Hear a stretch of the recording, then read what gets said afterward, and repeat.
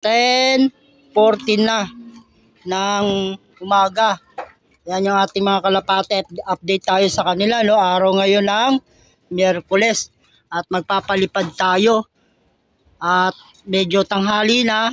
Talagang sinadya natin tanghali na gawa ng patagalan na ng pauwian ngayon.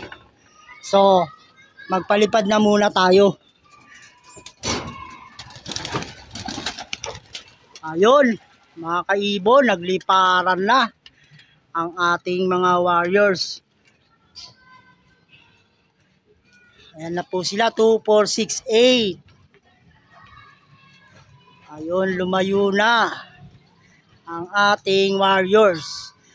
So ayan mga kaibon, mga ka-Stanley Boy, no? Tanghali na tayo nagpalipad kasi nga sa ngayon yung karera natin ay umaabot na ng hanggang alas 9 ang paklak at hanggang alas 10. Pahirapan na po, no? Napauwian, no?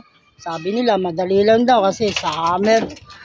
Hindi po madali ang summer dahil meron minsan ulan at meron minsan talagang maghapon umulan. So, yung kalapati natin, ikukondisyon natin ngayon.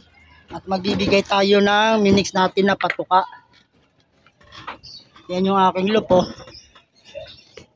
Inulan kagabi. Medyo namuti sila, no? At natanggal yung talagang nakadikit na dumi. Yan.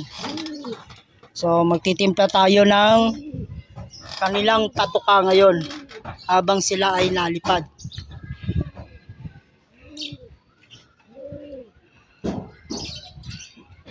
Ayun sila, oh, 2, 4, 6, 8.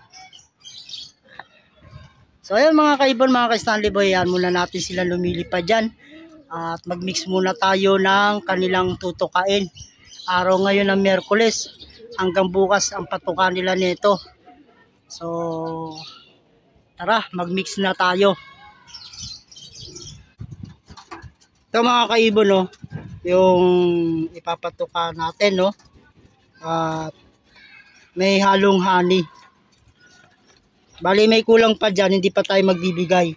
Dapat may halong pink mineral yan eh. Hindi pa tayo magbibigay ng pink mineral kasi nasa third lap pa naman eh.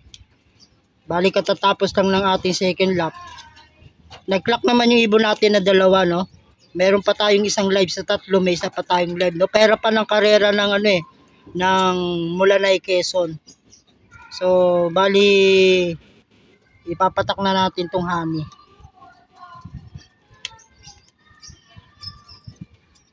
Ito lang muna ang ilalagay natin, honey, sa kanilang patuka. Halu-haluin lang natin.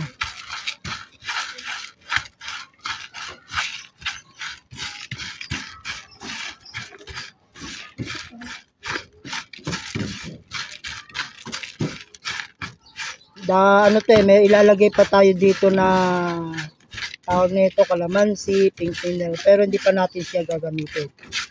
Sa last 3 lap natin gagamitin. Itong patuka ko na to, mix to ng ano ko, yung araw pa. Nakuha ko na eh, nakita ko na yung aking conditioning. Kaya yan. Dapat ito, bubudbura natin to ng honey. Ay, ng ano, ng pink mineral. Pero hindi pa tayo gagamit ng pink mineral kasi malapit pa yung karera, San Andres. At San Andres pa lang. Bali, honey muna. Ang gamit ko nito, nakalagay sa ano ko, Huwebes at saka Miyerkules. So yan. At syempre lalagyan na natin sa patukaan. Yung patukaan. Malinis na rin itong patukaan.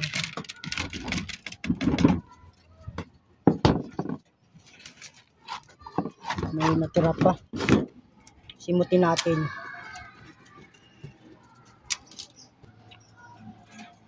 Ito yung mga kalapate, nasa loob na. At patutukay na natin sila. Kompleto na sila sa loob. Yan muna patukaan nyo.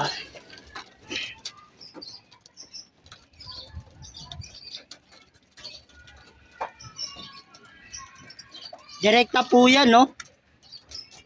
Hindi na po yan nalo sa tubig pala, direct sa ano pala to, patuka.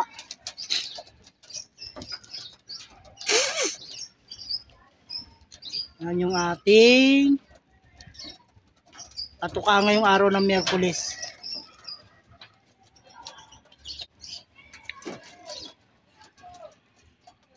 Two, 4, 6, 8.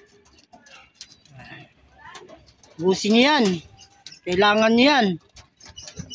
Para lumakas kayo.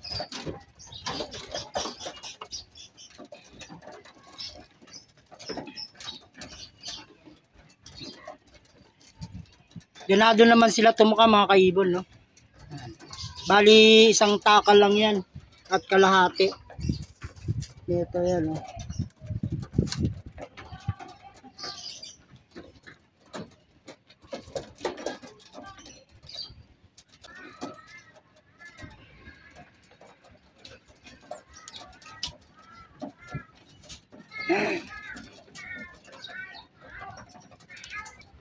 At pag naubos yan nila mga kaibon, bibigyan natin sila ng plain water. Plain water lang kasi nung linggo, Lunes at Martes, nagbigay tayo sa kanila ng Dobitron tuwing umaga. At sa hapon, tubig lang. Binababad natin. Ito halo sa ano to sa patukan nila yung ani. Hindi pa natin yan ninaluan mga kaibon ng ano ng pink mineral, ng kalamansi. Yan. Dapat may halo yan. San Andres pa lang naman mga kaibon. Malapit pa. Kasi yung pink mineral pang ano yun Yung halimbawa medyo malabnaw yung ipot nila, makakabawas yun ng puswak na ipot. At yung kalamansi naman para sa hingal. Araw ngayon ng Miyerkules, yan ang binigay natin. At saka bukas, yan pa rin ang ibibigay natin. Malapit pa naman yung hagis.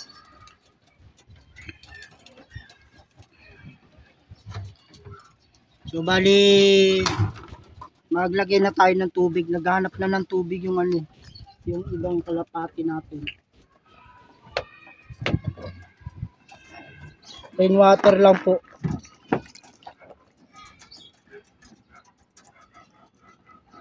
Medyo tanghali na tayo nagpalipad kasi ang uyan ng kalapati tanghali na. At tanghali na rin tayo nagpatuka.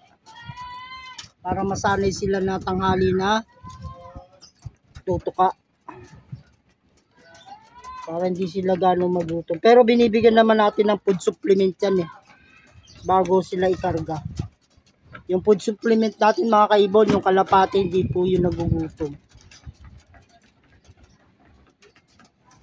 Kaya tatagal sila sa gutuman. Kaya nilang tumagal hanggang 2 araw kahit hindi natuka.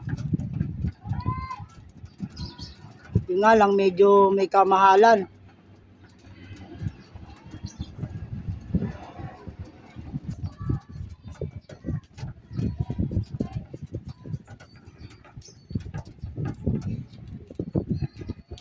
So yan mga kaibon, at malapit na nilang maubos yung patuka Yung mga warriors natin na 3 malakas tumuka.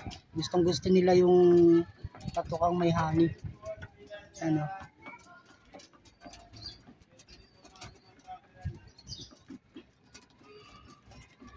May live pa po tayo dyan, bali 2.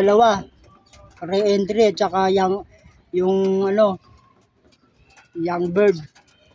Nakaraan yung isa pang number sa clocking pang overall ng young bird sa kotse pang siyam.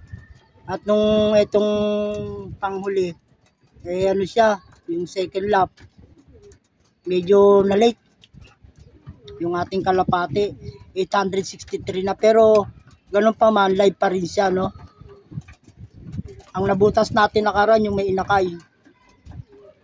Kaya yung may inakay ito yan Iwalay natin yan ngayon. Hindi na natin siya pagsusubiin sa inakay niya. Doon siya sa kabila. So, naghanap na talaga ng tubig. Ibigyan na natin yung tubig.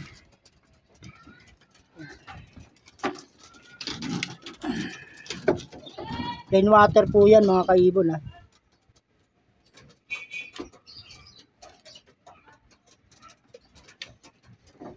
So yan mga kaibon, ayan at busog na yung ating kalapate. Hanggang dito na lang yung aking munting video sa araw na Miyerkules na ito. Ang patuka, paganda natin yan para sa San Andres, Quezon. Miyerkules pa lang ngayon at bukas meron pa ulit silang tukang ganyan. At ang pares na yan ay tubig. So hanggang dito na lang, maraming salamat sa panunod at God bless sa inyong lahat. Bye bye.